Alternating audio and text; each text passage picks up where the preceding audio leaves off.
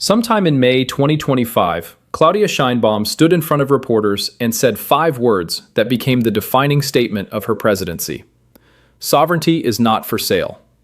She said it in response to an offer from the United States to send American troops into Mexican territory to fight the cartels.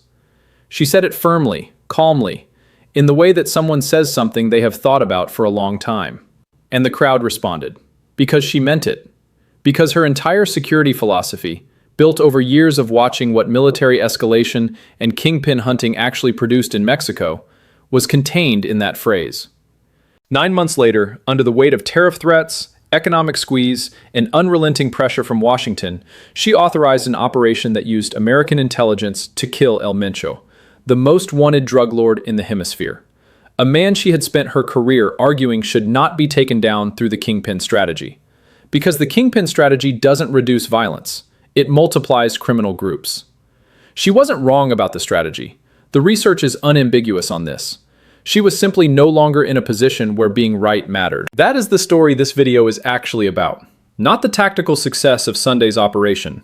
The question of what it costs a country, its security trajectory, its institutional judgment, its sovereignty in any meaningful sense, when the pressure applied to it is intense enough to force it to act against its own best analysis of its own interests.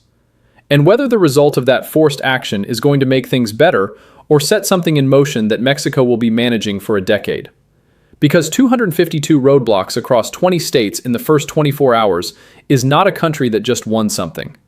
That's a country absorbing the consequences of a calculation made somewhere else. Rewind to what Mexico knew before Sunday. The record on the Kingpin strategy is not ambiguous, and it's not contested among serious security researchers. When Mexico launched a militarized war against cartel leadership under President Calderón, starting in 2006, the country's homicide rate didn't fall. It climbed. It kept climbing. By 2017, Mexico was recording over 30,000 homicides per year, the highest in modern Mexican history. And the violence was directly attributed by analysts to what the Kingpin strategy had produced: fragmentation. Here is what fragmentation means in practice. When you remove a powerful criminal leader, you don't remove the organization. You remove the thing holding it together. The research is specific about what follows. On average, when a cartel leader is killed or arrested, one additional criminal group begins operating in their territory within a measurable time frame. The large, vertically integrated organization that was negotiable, that could be pressured, that had something to protect, splinters into smaller, more autonomous, more violent factions that are harder to target and harder to contain. The state of Sonora is the textbook example. When El Chapo was extradited, his lieutenants and his sons went to war with each other. The Caborca cartel moved in, the Jalisco New Generation cartel, CJNG itself, entered the state to expand smuggling routes. The Salazars, the Cazadores, La Línea, a web of groups where there had previously been one. The homicide rate in Sonora roughly doubled in 4 years. 9 members of the American LeBaron family were murdered in Sonora in November 2019 by La Línea, a group that emerged from that exact fragmentation process. CJNG, the cartel Sheinbaum just decapitated, operated in 268 Mexican municipalities in 2010. By 2021, after years of the Kingpin strategy fragmenting rival organizations, it operated in 531. The strategy didn't contain criminal power. It redistributed it into harder-to-manage pieces. Sheinbaum knew all of this. She built her security doctrine precisely around this evidence. She inherited it from watching every administration before hers repeat the same cycle. Declare victory, kill a leader, absorb the backlash, watch the homicide rate rise, start again. She explicitly criticized the approach. She named the mechanism. She said the quiet part out loud in a political environment where being honest about security failure is genuinely dangerous. And then, Trump won. If you're a security analyst or someone who's followed Mexico for years, I want to know if I'm reading this right, because this is the part where I find myself second-guessing my own framing. Was there any realistic path where Sheinbaum holds her position on the Kingpin strategy while also managing the full weight of what Trump put on Mexico in 2025? Tell me in the comments, because I'm genuinely uncertain here. Here's what Trump put on the table. February 1st, 2025.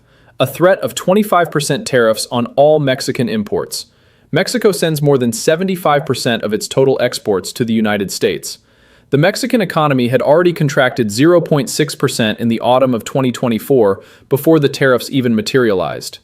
Steel exports to the U.S. dropped 60% in April alone once tariff pressure hit the metals sector. So when Trump threatened 25% across the board, that wasn't an abstract diplomatic gesture. That was a credible threat to structurally damage the Mexican economy at the exact moment it was already under strain. To delay the tariffs, Sheinbaum deployed 10,000 National Guard troops to the northern border. She raided fentanyl labs. She extradited 29 cartel operatives in a single move, including Rafael Caro Quintero, a figure so politically charged that extraditing him represented a significant domestic risk. She turned over nearly 100 criminal figures in total. She dismantled more than 300 methamphetamine labs. She cooperated on every dimension that Trump named. And in July, Trump threatened to raise tariffs to 30% anyway. Mexico has been helping me secure the border, but what Mexico has done is not enough, he posted on Truth Social, addressed to her personally. In May, the U.S. offered to send troops into Mexican territory. She said no. In October, Trump told White House reporters directly, "Mexico is run by the cartels," about a woman he had complimented in the same sentence. Comply and receive threats. Resist and receive larger threats. That was the negotiation. Now layer something else on top of this. January 15th, 2026, 5 weeks before El Mencho died, the United States established a new intelligence structure under Northern Command, the Joint Interagency Task Force Counter Cartel.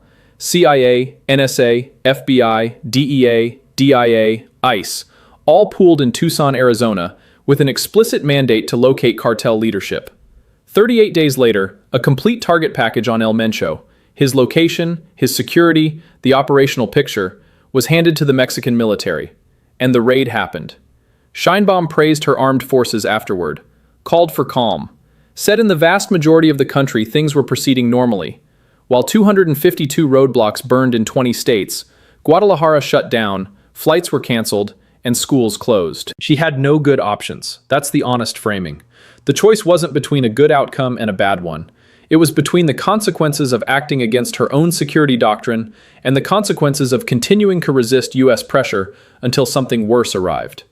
When your economy is that structurally exposed to a neighbor willing to use tariffs as a weapon, the range of choices available to you narrows to a point where even the option you know is strategically wrong becomes the only viable one.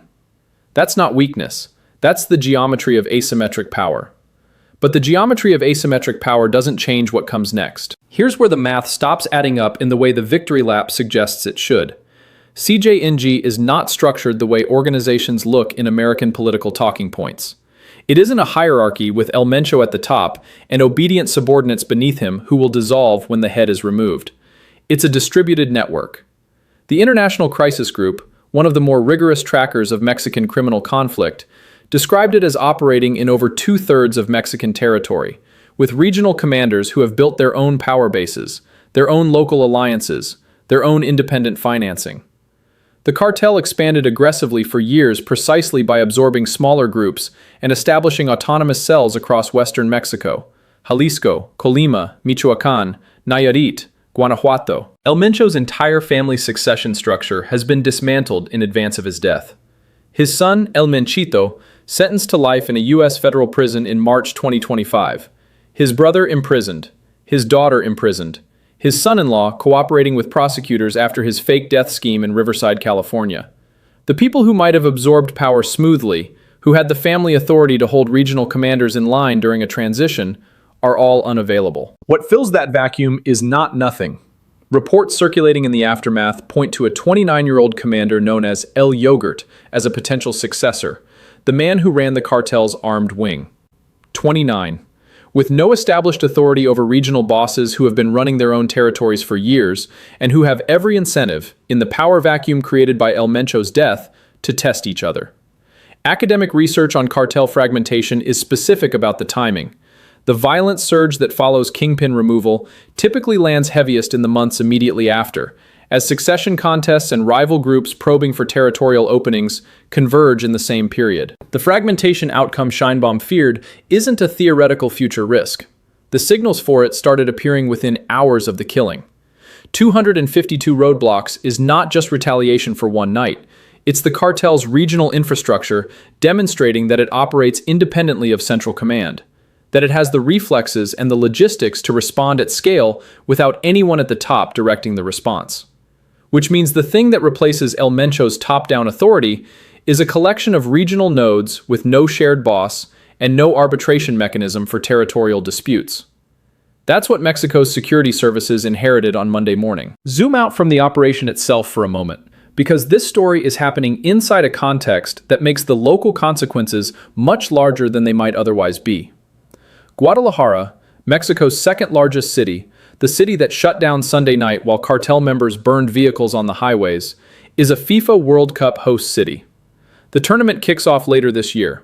There are already questions circulating in sports media about what Sunday's images mean for that, about whether international visitors will feel safe, about what the security posture around match days is going to look like when the organization responsible for the last 48 hours of chaos is now in the middle of an unresolved succession battle. The Sinaloa cartel context matters here too. CJNG wasn't just going to absorb El Mencho's death quietly and regroup. It exists inside a criminal landscape that's already been destabilized.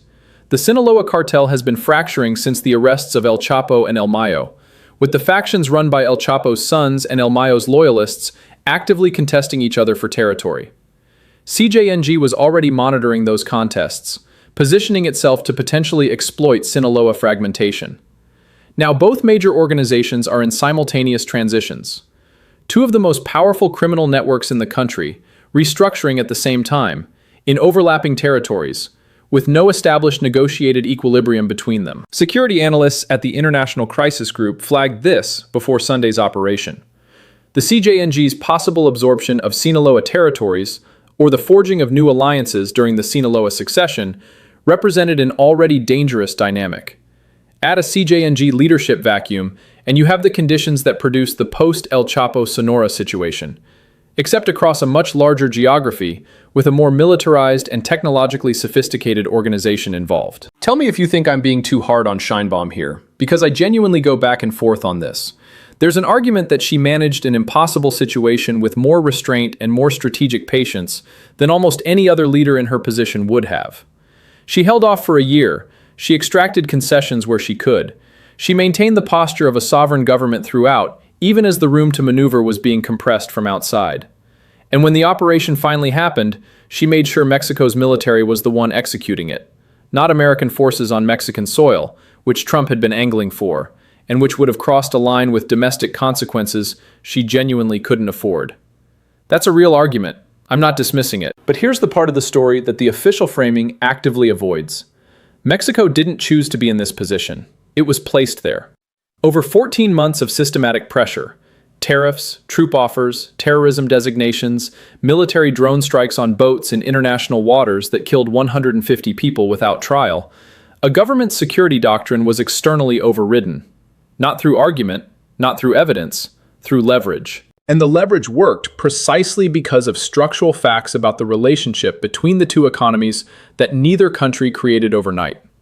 Mexico's dependence on American trade is not the result of bad decisions by the Sheinbaum administration. It's the product of 30 years of economic integration that was sold to both countries as mutual benefit, and that, under conditions of coercive pressure, turns out to function as a constraint on Mexican policy autonomy in ways that weren't visible during the years when the relationship was relatively cooperative. What Trump demonstrated in 2025 and 2026 is that the architecture of North American economic integration, as it currently exists, gives Washington the ability to override the security judgment of the Mexican executive branch. Not militarily, not through diplomacy, through the credible threat of economic pain. That's a significant finding, and it has implications that extend well beyond this specific operation. Because the precedent isn't just about El Mencho.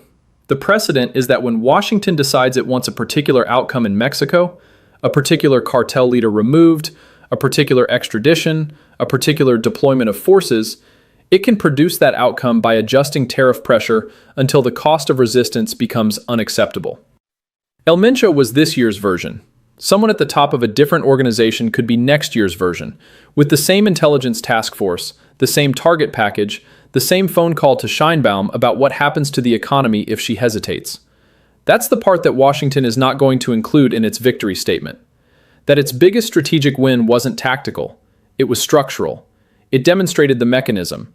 And once a mechanism is demonstrated to work, it tends to get used again. Meanwhile, Mexico gets to figure out what happens when a 29-year-old tries to hold together a criminal network that spans 2/3 of the country, while regional commanders test each other's limits, while the Sinaloa fractures play out in overlapping territories, while schools are still deciding whether to reopen, while Guadalajara tries to convince the world it's ready to host a World Cup, and while whatever Claudia Sheinbaum learned from watching 15 years of Mexican security policy fail gets quietly overridden every time the tariff pressure climbs high enough.